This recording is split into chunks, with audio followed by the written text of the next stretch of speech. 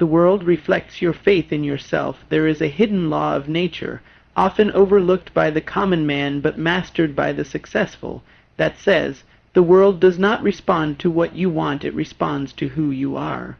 And who you are is the sum total of what you believe about yourself. If you believe you are beaten, no army needs to fight you. You've already surrendered. But if you truly believe that you were born with greatness inside you, then nothing under the sun can keep you from your victory. When a man begins to have faith in himself, the entire universe begins to shift in response. Doors that were once sealed tight begin to creak open. Faces that were turned away begin to smile. Opportunities that seemed reserved for others begin to find their way into his path. But none of this begins until belief does. You see, the reason many people quit on themselves is because they have outsourced their self-worth to the approval of others. They have built their sense of value on the shaky foundation of other people's opinions. And let me tell you something that may jolt your spirit awake. Other people's opinions are the cheapest currency on earth. They are given away freely, thoughtlessly, and often without a shred of understanding about your dream, your mission, or your calling. A person who quits on himself does not do so because he is incapable. He does it because he lacks internal conviction. Faith in oneself is a weapon, the kind that turns invisible wars into victories, the kind that defeats fear without firing a single shot. Without it, your talent goes unused, your ideas rot in the ground of your mind, and your destiny withers before it can bloom. So how does one develop this kind of unshakable faith? Start by deciding, not hoping, not wishing, not trying, but deciding that your vision is worth fighting for. Decision is the starting line of all change. It is the ignition of purpose. When you decide with absolute certainty that you will never quit on yourself, you automatically eliminate every lesser option. There is no plan B when you are the plan A. Next, feed your mind with thoughts of victory. If you allow negative, self-defeating ideas to dwell in your mind, they will fester and infect your decisions. But if you fill your thoughts with confidence, resilience, and vision, then even in the darkest hour you will see the stars. Be mindful of the people around you. Surround yourself with believers, those who see light even in the storm. But more importantly, learn to be your own believer, because there will be days, many of them, when no one else will see what you see. On those days, your own faith must be strong enough to carry you through the silence, through the solitude, through the setbacks. Remember this truth: the world mirrors back to you what you consistently express in thought, in action, and in spirit. If you express weakness, it returns hardship, but if you express strength, it returns favor. That is not mystical, it is practical. A man who believes in himself, speaks with conviction, walks with purpose, and acts with courage. That kind of man is magnetic. He attracts allies. He invites opportunities. He turns heads not because he is loud, but because he is certain. No one will believe in you more than you believe in yourself. That is a responsibility you cannot outsource, a fire you must tend daily. Stoke it with effort. Feed it with discipline, guard it against doubt, because the moment you quit on yourself is the moment the world begins to quit on you. Let others doubt, let circumstances shake. Let storms rage and critics bark, but never ever allow the inner voice of your own soul to go silent. Keep your faith burning like a torch in the night, and one day, when others are still stumbling in the dark, you will find that you have walked yourself right into the light. Quitting is the real failure, not falling. Let it be etched into your mind with fire. Falling is not failure. It is merely evidence that you are trying, that you are daring, that you are stretching towards something greater than yourself. The only true failure, the one that cripples lives and buries dreams, is quitting. Every man who ever achieved greatness bore the bruises of defeat. He was laughed at, doubted, broken, and bent. But he was never destroyed because he refused to quit. The most successful men in history are not those who never fell.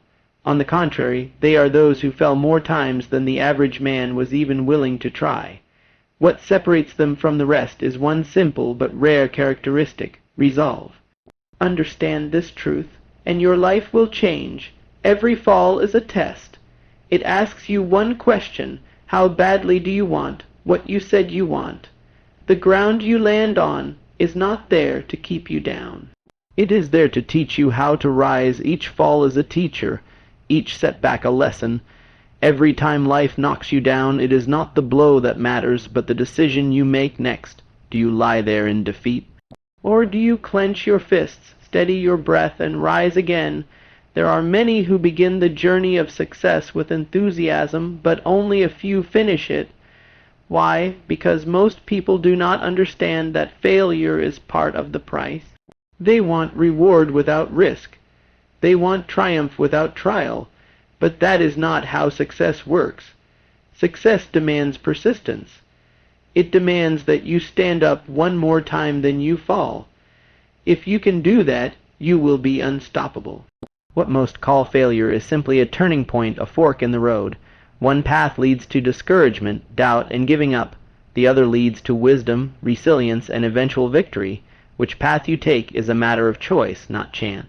And that choice is made not with your feelings, but with your will. Feelings change, will endures. Quitting is the real thief of dreams. It is silent, seductive, and destructive. It whispers lies in your ear. It's too late. You're not good enough. No one cares. But these are not truths, they are tests. When you listen to those voices, you hand over your destiny without a fight. But when you shut them out and press forward anyway, you grow stronger than any obstacle that stands in your way. You must train your mind to love the fall not because you enjoy pain, but because you understand its purpose. Each time you fall and refuse to stay down, you become more dangerous to the forces that want to see you fail.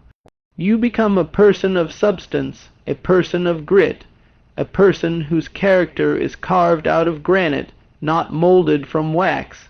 Think of any figure in history whose name is remembered with honor. Now examine their life. You will find defeats, humiliations, rejections, bankruptcies, betrayals, and every time a decision was made, a decision not to quit. That is why they are remembered. That is why they succeeded. They failed their way forward. There will be days when everything in you wants to give up, when the effort seems futile and the rewards seem distant. In those moments, remember this, you are not alone. Every man who climbed the mountain had to crawl through the valley. Every champion walked through darkness before he ever saw the crown. And they all had one thing in common: they refused to give up on themselves. Quitting is a habit, so is persistence. The more you quit, the easier it becomes to justify. But the more you persist, the harder it becomes to stop. Build the habit of persistence until it becomes your nature. Let it become the way you breathe, the way you think, the way you respond to adversity. That is the iron foundation of success. Do not be afraid to fall. Be afraid of giving up the one person. You must never abandon yourself. You were not born to quit. You were not designed for defeat. You were created with purpose, power, and potential beyond measure. But you will only see it if you keep going. So fall 1,000 times, but get up 1,001. That is not just how success is achieved. That is how legends are made. Every setback carries the seed of a greater. There is no such thing as a meaningless setback. Every hardship, every detour, every delay is a messenger sent to awaken a greater strength within you, a strength that cannot be bought, taught, or inherited. It must be earned through trial. The man who understands this principle is unstoppable, because he no longer sees defeat as a wall, he sees it as a doorway. The truth is this: buried inside every failure is the seed of a greater comeback.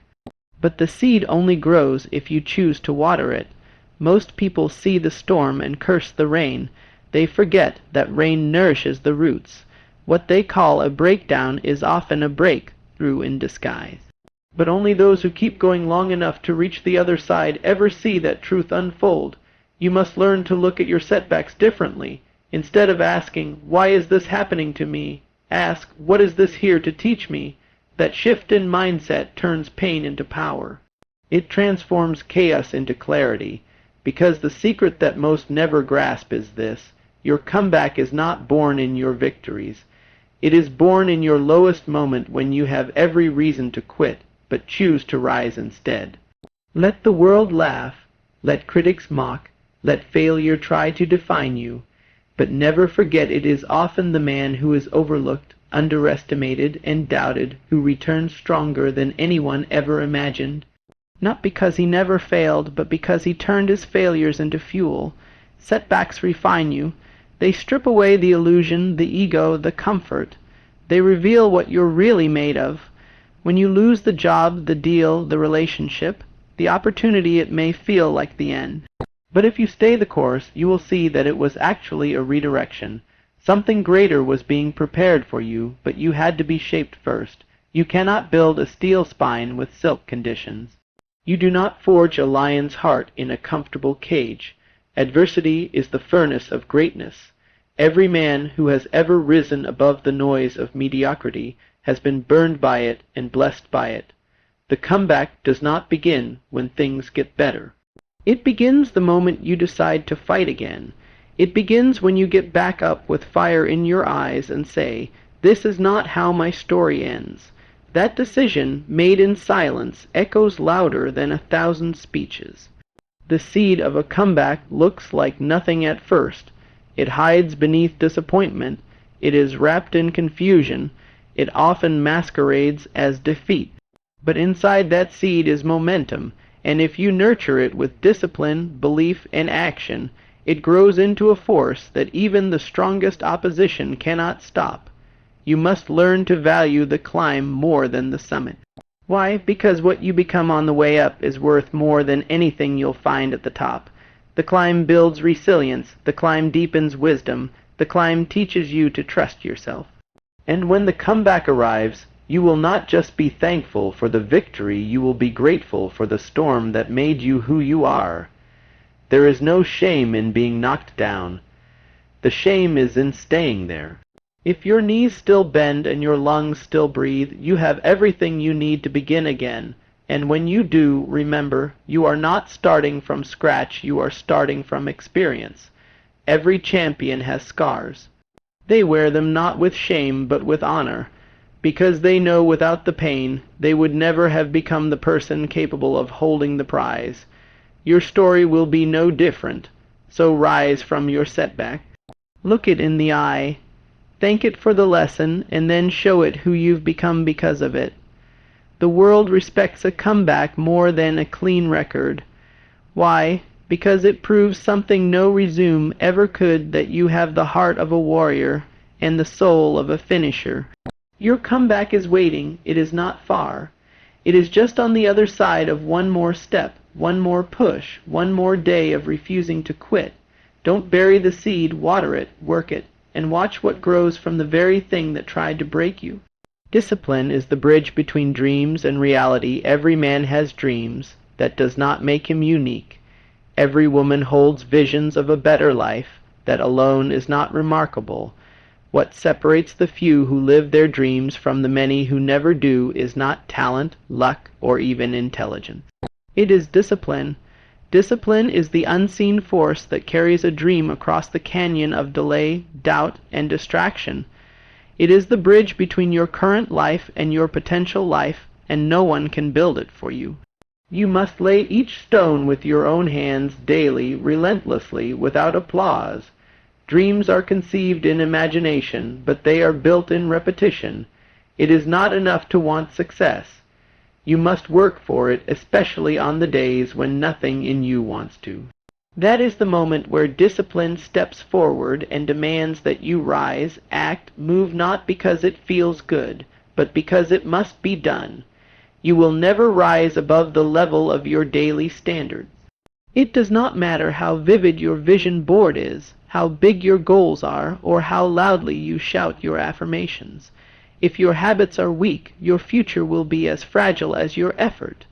Discipline is what turns dreams into plans and plans into outcomes.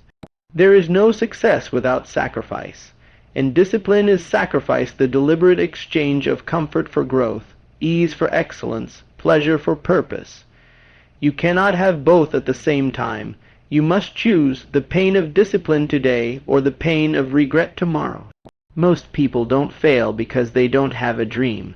They fail because they don't respect the grind. They want the reward without the routine. They want the celebration without the construction. But here's the truth no one tells you. Every breakthrough is preceded by thousands of ordinary, unglamorous moments, early mornings, late nights, missed parties, focused hours. Discipline is lonely. But it is also liberating. You must learn to obey your vision more than your feelings. Feelings fluctuate. They come and go like the wind. If you let feelings lead, your results will be as unstable as the weather. But if you let your vision lead and back it with consistent, disciplined action, you will bend reality to your will. Every champion you admire is not made of more talent than you. They are simply more committed. They do what needs to be done, whether they feel like it or not. Their habits are stronger than their excuses, and because of that, they move mountains that others only talk about climbing. Discipline is not punishment. It is self-respect in action. When you rise early, when you train your body, when you study, when you work long after motivation has disappeared, you are sending a message to your future self. You are worth this. The man who cannot master himself will be mastered by life. But the man who can command his attention, focus his time, and govern his urges, that man will shape his future as surely as a sculptor shapes stone. There is no mystery in greatness. There is only discipline. You may not control the weather, the economy, or other people, but you can always control how you show up, and how you show up daily creates the pattern that defines your destiny. Want a better life? Show up for it. Want a stronger mind? Train it. Want more abundance? Serve more, create more, focus more. There are no hacks for this. Only habits, no shortcuts, only sacrifices. Discipline will not shout your name in the streets. It will not be praised or rewarded immediately. But it is always noticed by the universe, by time, by results. The quiet daily choices you make behind closed doors eventually roar in public. So if you find yourself doubting, overwhelmed, or tempted to quit, do not look for inspiration. Look to your schedule, look to your routine. Discipline is not found in emotion. It is forged in structure. Do what needs to be done, especially when it is hardest, and you will become the kind of person who earns their dreams, not just imagines them. This is your bridge. Build it with discipline, walk it with courage, and on the other side, reality will meet you, shaped by your will, forged by your work, and worthy of your name. You are the architect of your mind, and therefore, your life is not built by chance. It is not assembled by accident. It is shaped moment by moment, brick by the architecture of your mind. Your thoughts are not harmless. They are not idle guests. They are builders. Every belief, every assumption, every repeated idea is laying the foundation of the house you live in. If your life is a reflection of chaos, doubt, and fear, it is because your mind is the blueprint. But here is the great and liberating truth. You are the architect. You may not have chosen the circumstances of your birth. You may not control every external event, but you absolutely control what you build in your mind, and that in time controls everything else. Think of your thoughts as tools. A man who builds with a broken hammer and warped wood cannot expect his house to stand strong. Likewise, a person who builds their life with thoughts of failure, limitation, and lack cannot expect peace, prosperity, or purpose to live under their roof. You must upgrade your tools. You must elevate your thinking. Whatever dominates your inner world eventually dominates your outer world. The man who constantly tells himself, "I can't," "I'm not good enough," "It's too late," is planting seeds of defeat, and the harvest is inevitable. But the man who declares, "I will," "I must," "I can," is not just speaking words, he is building reality.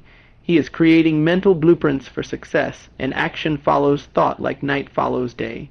Here is a secret the masses never discover. Life is not about reacting. It is about creating, and creation begins in the mind. If you want to change your life, don't chase outcomes, change inputs. Don't rearrange furniture in a crumbling house, rebuild it from the ground up. That means uprooting old thoughts, eliminating mental clutter, and replacing broken beliefs with new, empowering truths. You must become ruthless about what you allow to take root in your mental soil. Would you plant weeds in a garden and expect roses? Of course not. Then why allow jealousy, fear, guilt, and self-pity to grow unchecked in your mind and expect joy, wealth, or achievement? pull those weeds. Replace them with discipline, faith, vision, and action. Your thoughts are your compass. They direct your speech, your choices, your habits. A wandering mind leads to a wandering life. A focused mind, trained and disciplined, becomes a force of nature. It cannot be stopped by circumstances because it bends circumstances to its will. This power is not reserved for the chosen few. It belongs to anyone who will take responsibility for their inner life. The one who disciplines his thoughts becomes the master of his destiny. The one who lets them run wild becomes a victim of fate. Train your mind as you would train a wild horse, not with force, but with focus.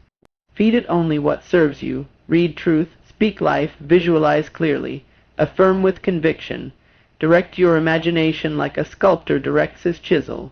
In time, you will see that the world outside begins to resemble the world inside. Doubt will come. Fear will knock. That is the nature of the journey. But your job is not to eliminate every shadow, it is to keep your light burning brighter. And that light comes from thought, from the consistent, unyielding belief in the power of your own mind. Remember this, no one else will build your thoughts for you. If you do not design your mind, the world will do it for you, and the world will build you small. The world will tell you to settle, to shrink, to conform. But your mind, properly directed, will whisper something far more powerful. You were made for more. If you want freedom, shape your thoughts. If you want wealth, shape your thoughts. If you want love, purpose, strength, and victory, shape your thoughts. And do it every single day without fail. You are always building. Make sure what you're building is worth living in. Your thoughts become beliefs. Your beliefs become actions. Your actions become your life. So take up the tools, stand at the drafting table of your destiny, tear down the old if you must, design something new, build something beautiful, and when it stands tall, unshakable, and worthy, you will know you did this. You built this because you never quit on yourself. Quitting on yourself teaches the world to quit on you. There is a principle invisible, yet powerful, that governs the way the world responds to you. It is not written in any law book, but its effects are undeniable. That principle is this: the way you treat yourself is the way the world will treat you. If you quit on yourself, you give permission to everyone else to do the same. You may not say it with words, but every time you walk away from your own potential, every time you abandon a vision halfway, every time you turn your back on the work that was meant for you, you are sending a message. To your peers, to your family, to your employer, to the universe itself. I am not worth believing in, and that message is heard loud and clear. Understand this, people take their cue from you. They follow your energy, not your promises. If you hesitate when speaking of your goals, they will hesitate with you. If you treat your mission like an option, so will everyone else. But if you show up every day with fierce commitment, if you hold the line through storms, setbacks, and silence, the world cannot help but notice. Respect is magnetized to perseverance, but when you quit, when you fold, when you lower your standards and say good enough, you teach the world to do the same with you. You invite mediocrity. You encourage doubt. You allow people to label you not based on your potential, but based on your surrender. There is no way around it. The world reflects back the image you hold of yourself. Show up as someone who is inconsistent, who gives up when it gets hard, and that is precisely how the world will treat you, with inconsistency, with doubt, with disregard. But show up like your goals are sacred. Show up with posture, focus, and fire. Even before the results come, the world begins to respond differently. Opportunities align, people pay attention, circumstances shift, not because you are lucky, but because you taught the world how to treat you. Let this sink deep into your spirit. When you quit on yourself, you are not just losing time, you are forfeiting influence. Every time you prove yourself unreliable to your own vision, you weaken your reputation, your momentum, your energy. And worse, you begin to believe that quitting is acceptable. It becomes a pattern, and that pattern becomes identity. Soon, you're not just someone who quit. You become someone who quits, and the world sees it before you even realize it. You must break that pattern. You must become the kind of person who finishes what they start. Not because it's easy, not because motivation lasted, but because your identity demands it. Because you've declared, with action not just words, I will never quit on myself. That declaration, once made and backed by consistent discipline, sends a new message to the world. I am to be taken seriously, and the world listens. Your family sees the change. Your friends begin to speak of you differently. Strangers begin to respond to you with respect. And most importantly, you begin to trust yourself. Because here's a truth many never realize. Quitting on yourself doesn't just disappoint others, it damages your own self-belief. Every time you abandon something you once claimed mattered to you, you send a message to your subconscious mind. My word means nothing. Over time, that corrodes your confidence. It weakens your spirit. Until one day, even when you want to commit to something, you don't believe you'll follow through. But the opposite is also true. Each time you refuse to quit, you strengthen your spine. You build self-respect. You create evidence that you are not the kind of person who quits, you are the kind who conquers. And when you walk like that, talk like that, act like that, the world must acknowledge it. If you want people to bet on you, bet on yourself first. If you want support, support your own dreams. If you want loyalty, be loyal to your purpose. Never make the mistake of asking the world to give you something you've refused to give yourself. This isn't about arrogance. It's about alignment. When your inner standard matches your outer actions, and those actions stay consistent through adversity, you become a force. The kind of force the world cannot ignore. So write this into the stone of your life. I will not quit on myself. Not when it's hard, not when I'm tired, not when I'm unsure. Because I am teaching the world every day, with every choice, how to treat me, and I choose to be treated like someone destined for greatness.